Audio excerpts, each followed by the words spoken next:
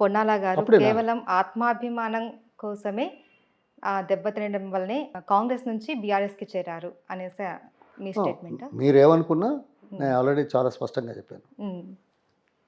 గౌరవం లేని చోట మనుగడడం కష్టం. హ్మ్. వ్యక్తి ఆత్మాభిమానం చాలా ముఖ్యమైన అంశం. హ్మ్. ఆ! ఆత్మగౌరవం లేకపోతే జీవితానికి అర్థం లేదు. హ్మ్. అంతే. That's it. సార్ తెలంగాణ రాష్ట్రం ఏర్పడక ముందు మీరు చూసారు. ఏర్పడిన తర్వాత మీరు చూస్తున్నారు. సో, అప్పటికి ఇప్పటికి టీఆర్ఎస్ అధికారంలో అదే ఇప్పటి బీఆర్ఎస్ అధికారంలో రాష్ట్ర అభివృద్ధి ఎలా ఉందంటారు? ఓకే. అభివృద్ధి అనేది నిరంతరం కొనసాగించాల్సింది. హ్మ్. రాజకీయాలు వేరు, అభివృద్ధి వేరు. హ్మ్. అభివృద్ధిలో ఆహ్, ఆహ్, అప్ తేడాలు అండ్ డౌన్స్ కూడా అనేవి ఉంటాయి. హ్మ్. ఉండవచ్చు. లక్ష్యాలు వేరే విధంగా ఉండొచ్చు. హ్మ్. ప్రాధాన్యతలు వేరే విధంగా ఉండవచ్చు. హ్మ్. కానీ ఎలా చేయగలుగుతున్నాం అనేది చాలా ఇంపార్టెంట్. హ్మ్. సరే, అభివృద్ధి తెలంగాణ మనం దేనికొచ్చింది? మనము, మన ప్రాంతం, మన ఆత్మగౌరవం అనే నినాదం. మనకి ఇంకా మెరుగైన అవకాశాలు కల్పించబడాలి. హ్మ్. మెరుగైన ప్రామాణికాలు ఉండాలి అనేది. ఇప్పుడు ఈ 10 ఏళ్లలో హ్మ్. ఇట్స్ చూడండి. What is the per capita income? తలసరి ఆదాయం హ్మ్. 10 ఏళ్లలో ఏ రాష్ట్రంలో ఇంత పెరిగిందా? పెరగలే. ఇదొక ఇండెక్స్. హ్మ్. రెండవది 10 ఏళ్లలో ఆహ్, విద్యుత్ వినియోగం హ్మ్. ఏ రాష్ట్రంలోనైనా ఇంత ఉందా? లేదు. ఏ రాష్ట్రంలోనైనా 24 గంటలు కరెంట్ ఇచ్చే అవకాశాలున్నాయా? ఎలా వచ్చింది? ఎందుకొచ్చింది? ఏం చేశారు? అనేది మాట్లాడుకోవచ్చు. హ్మ్. కానీ వాస్తవంగా ఇప్పుడు కనబడుతున్నది అదే కదా! ఓకే. చాలామంది అప్పులు చేస్తున్నారని రాయేస్తుంటారు. అవును. నిన్న చిదంబరం గారు కూడా వచ్చి కొన్ని ఆహ్, ఇగ నేనేమో మామూలోడిని. ఇంట్లో హ్మ్. కూర్చొని హుహుహు. చూసేటోడిని, తెలుసుకునేటోడిని. ఆయనే దేశానికి ఆర్థిక శాఖ మంత్రిగా చేశాడు. హ్మ్. హ్మ్. కానీ రాజకీయాలు జోడించి ఇక్కడికొచ్చి రాజకీయాలు జోడించి రాజకీయ కోణంలో మాట్లాడడం నాకు బాధ అనిపించింది. హ్మ్. హ్మ్. హ్మ్. వాస్తవిక కోణం వేరే ఉంటుంది. రాజకీయ కోణం రాజకీయ వేరే కోణం ఉంటుంది. వేరు. ఆ! హ్మ్. దానికి నేను గట్టిగా చెప్పాను. హ్మ్. ఇక్కడ కూర్చొని. ఈ ఇంట్లో కూర్చొని చెప్పాను. హ్మ్. ఢిల్లీ కూడా పోలే. ఆ! ఏంటి? అప్పులు. అప్పులు is a part of economic development. హ్మ్. ఇదేదో కేవలం ఒక రాష్ట్రం చేసేది కాదు. అన్ని రాష్ట్రాలు చేస్తున్నాయి. అన్ని దేశాలు చేస్తుంటాయి. హ్మ్. హ్మ్. కానీ ఏ మేరకు చేస్తున్నాం అనేది ఇంపార్టెంట్. హ్మ్. చేసిన తర్వాత ఏ రకంగా ఉపయోగపడుతున్నాయనేది సద్వినియోగం అయినదా లేదా అన్నది కూడా ఇంపార్టెంట్. ఓకే. హ్మ్. ఇప్పుడు అప్పులు కేంద్ర ప్రభుత్వం ఆర్‌బీఐ గైడ్‌లైన్స్, ఎఫ్ఆర్‌బిఎం పర్సెంటేజెస్ అన్నీ ఫిక్స్ అయినాయి. హ్మ్. ఈ అప్పులన్నీ ఆ పరిధిలోనే కదా! అంటే కేంద్ర ప్రభుత్వం సూచించిన నియమ నిబంధనలకు లోబడి చేసే అప్పులు చేసాం అనడంలో మూర్ఖత్వం. హ్మ్. నంబర్ 1. హ్మ్. హ్మ్. రెండవది అన్ని రాష్ట్రాలు చేస్తున్నాయి. ఏ రాష్ట్రాలు ఎక్కువ అప్పులు చేశాయో తెలీదా? హ్మ్. తెలంగాణ ఒకటే చేసిందా? మనం ఎక్కడున్నాం? మనకంటే 12 రాష్ట్రాలు ఎక్కువున్నాయి. హ్మ్. హైయెస్ట్ అమౌంట్స్ తీసుకున్నాయి. అవును. అది పక్కకు పెడదాం. హ్మ్. ఇంకో కోణం ఏంటంటే, ఇది సామాన్య ప్రజలకు చేరడం కష్టం. హ్మ్. మన ఆహ్, ఆర్థిక పరిస్థితి రాష్ట్రంది ఎంత బెటర్ అంటే డెట్, జీడీపీ. జీడీపీ అంటే గ్రాస్ డొమెస్టిక్ ప్రొడక్ట్. హ్మ్. రాష్ట్రంలో ఆహ్, సృష్టించబడుతున్న సంపద ఎంత? దాంట్లో అప్పుల శాతం ఎంత? హ్మ్. అప్పులెంత? అయితే 22 రాష్ట్రాల కంటే మన అప్పుల శాతం తక్కువగా ఉంది. హ్మ్. మన సంపదలో. హ్మ్. 22nd ర్యాంక్ తర్వాత ఉంది. అంటే హ్మ్. మనకంటే 22 రాష్ట్రాల ఆర్థిక పరిస్థితులు ఆహ్, ఏమనాలి? ఆందోళనకరంగా ఉన్నాయి. హ్మ్. ఆ! ఆందోళనకరంగా ఉన్నాయి. మరి అటువంటప్పుడు ఈ రాష్ట్రం అప్పుల పాలు. ఓకే. అప్పులు చేసాం. ఇవన్నీ సామాన్య ప్రజలకు తెలవదు. ఒకటే మాట. 2004 నుంచి 2014 వరకు కాంగ్రెస్ పార్టీ ప్రభుత్వమే దేశంలో. ఈ 10 ఏళ్లలో 2,20,000 రూపాయలు హ్మ్. బ్యాంకులలో తీసుకున్న లోన్‌లు మాఫీ చేయడం జరిగింది. ఎన్‌పీఎల్‌గా ప్రకటించారు. ఎన్‌పీఎల్‌గా ప్రకటన మాఫీ చేసేటట్టే కదా! హ్మ్. హ్మ్. Non performing assets. ఎంతమంది ఉన్నారు ఈ లోన్‌లు తీసుకున్నోళ్ళు?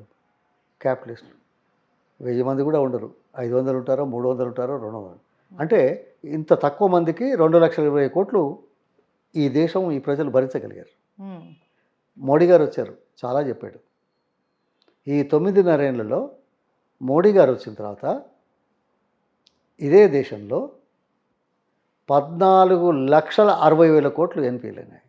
అంటే ప్రజల సొమ్ము ఆ 100 మందో 200 మందో 500 మందో 1000 మందో క్యాపిటలిస్ట్ పెట్టుబడిదారులకు రుణాలు మాఫీ చేశారు.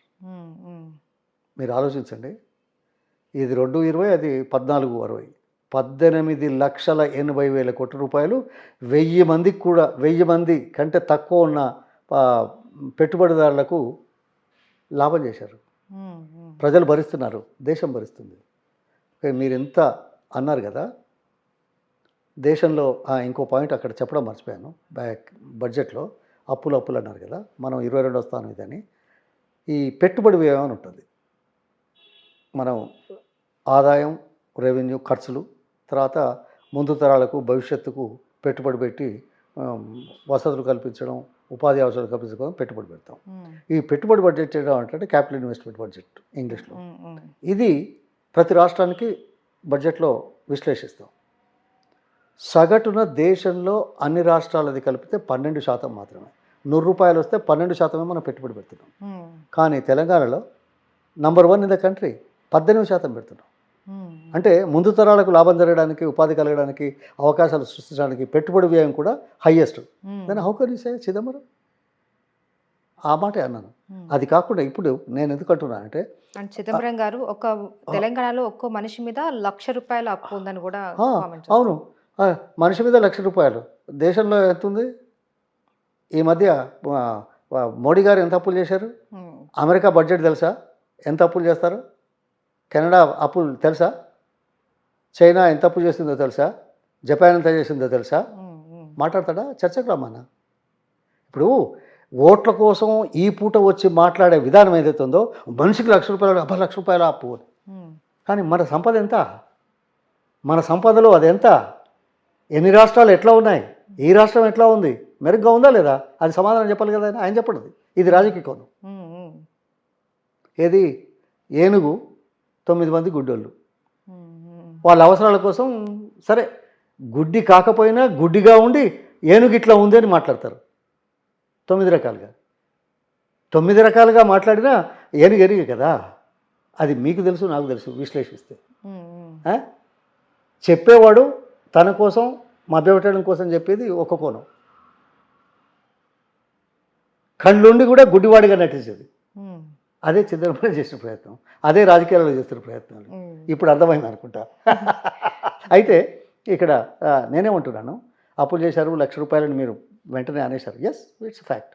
కానీ వాళ్ళేమో ఇన్ని లక్షల కోట్ల రూపాయలు 1000 మందికి కూడా కాదు.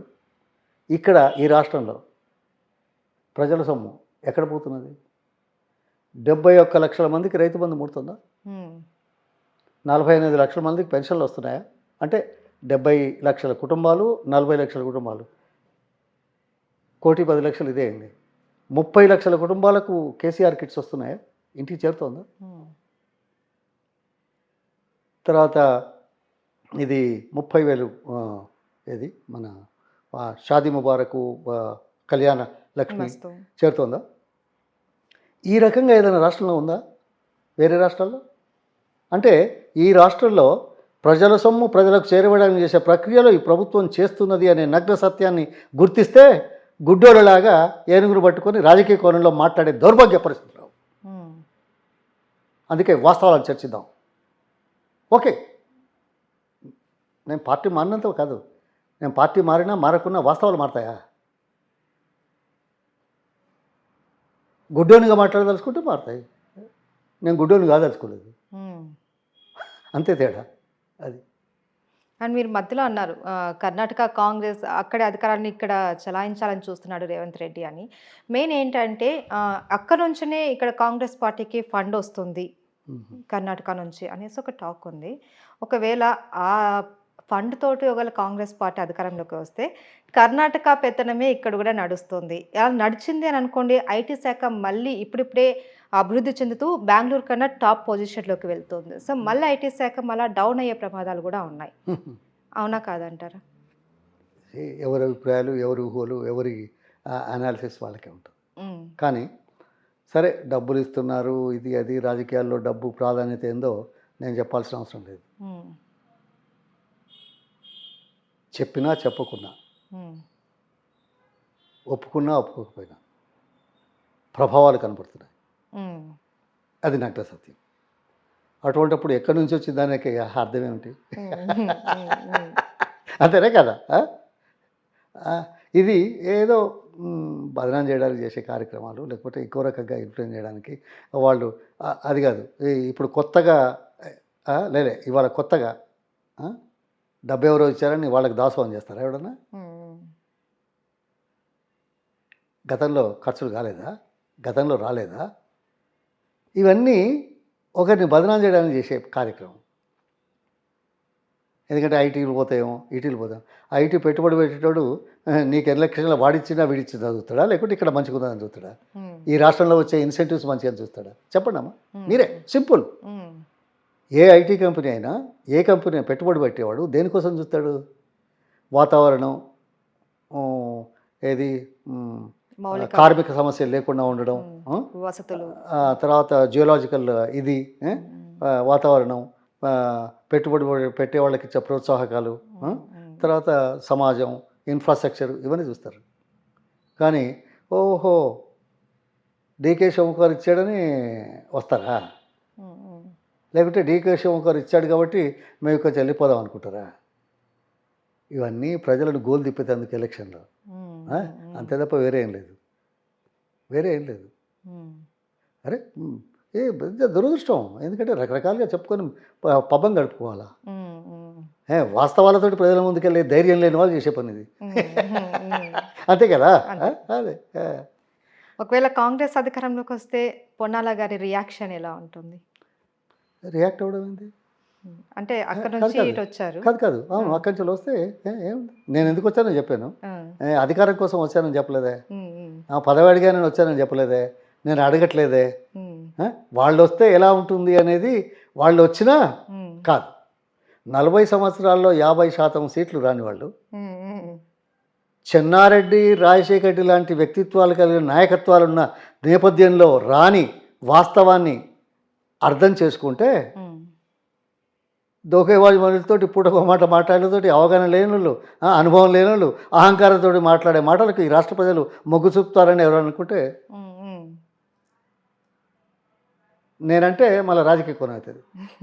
కాంగ్రెస్ గెలవదు నేను అంటున్నాను అంటే అది రాజకీయ కోణం అవుతుంది. ఇది వాస్తవం కాబోతున్నా. ఎక్కడ చెన్నారెడ్డి ఎక్కడ, రాజశేఖర రెడ్డి ఎక్కడ, తెలంగాణ ఎక్కడ, ఎన్ని సంవత్సరాలు, ఇంత చరిత్ర. అప్పుడే 50% సీట్లు రాలేని నేపథ్యంలో అప్పటి నుంచి ఇప్పటి వరకు వెనుకబడిన వర్గాలకు దిక్కు లేకుండా ఉంటే ఈ దేశంలో, అంటే ఈ రాష్ట్రంలో అటువంటి అవకాశాలు కల్పించలేక, గుర్తించలేక, గౌరవించలేక ఉండి ఇటువంటి పరిస్థితుల్లో ఇలాంటి మాటలతోటి, ఇలాంటి హామీలతోటి అధికారంకి వస్తుందని ఎట్లా అనుకుంటామమ్మా? నా తప్పే కావచ్చు, నా ఆశే కావచ్చు. నాకైతే లాజిక్ కారణం కనపడలే. ఇంకోటి ఇది బీసీలు ఇదన్నాం కదా, ఇంకో మాట చెప్పాలి ఇక్కడ. చెప్పండి. కాంగ్రెస్లో బీసీలు గెలవట్లేదు ఎందుకు అనేది మనం మాట్లాడాం. 40 లక్షలు ఆ వర్గాలకు నమ్మకం లేకుండా పోయింది, ఆత్మ. మరి టీఆర్ఎస్ వచ్చిన తర్వాత ఆయన ఏదో కులగణన అని చెప్పాం, ఫస్ట్ సూత్రం, అది ఫస్ట్ పాయింట్. రెండో పాయింట్, ఇవాళ 23 మంది బీసీ ఎమ్మెల్యేలు ఉన్నారు. 23 మంది. ఇక్కడ ఒక్కరు, నేను కూడా గెలవలేకపోయాను. అంతేనా? 23 మంది బీసీ ఎమ్మెల్యేలు ఉన్నారు. తర్వాత 8 మంది ఎమ్మెల్సీలు ఉన్నారు బీసీలు.